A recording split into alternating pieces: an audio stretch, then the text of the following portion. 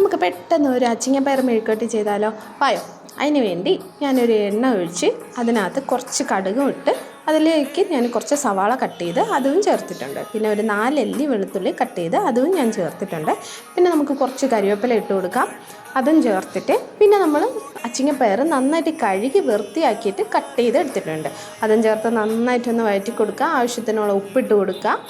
എന്നിട്ട് നമുക്ക് ആവശ്യമുള്ള മസാലകൾ ഇട്ട് കൊടുക്കാം. മുളക് പൊടി അതുപോലെ മഞ്ഞൾപ്പൊടി ഇട്ട് നന്നായിട്ടൊന്ന് വഴറ്റുക. പച്ചമണം പോണത് വരെ നന്നായിട്ടൊന്ന് വഴറ്റി കൊടുക്കുക. കുറച്ച് വെള്ളം ഒഴിച്ച് ഒന്ന് അടച്ചു വയ്ക്കുക. അടച്ചു വെച്ച് വേവിക്കുക. ഒരു 5 മിനിറ്റ് കഴിഞ്ഞിട്ട് നമുക്ക് പിന്നെ എടുത്ത് നോക്കുക. അപ്പം നമ്മൾ അച്ചിങ്ങപ്പയർ നന്നായിട്ട് വെന്തിരിക്കും. എന്നിട്ട് ഒരു 2 മിനിറ്റ് കൂടെ കഴിഞ്ഞിട്ട് നമ്മളിതുപോലെ ഓപ്പണായിട്ട് തുറന്ന് വെച്ച് ഒന്ന് വഴറ്റി കൊടുക്കുക.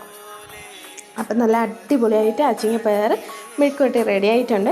ഉറപ്പായിട്ട് ഇതൊന്ന് ട്രൈ ചെയ്ത് നോക്കുക. ഇഷ്ടമായെങ്കിൽ ചാനൽ സബ്സ്ക്രൈബ് ചെയ്യാൻ മറക്കരുത്. അപ്പം പിന്നെ കാണാം. താങ്ക്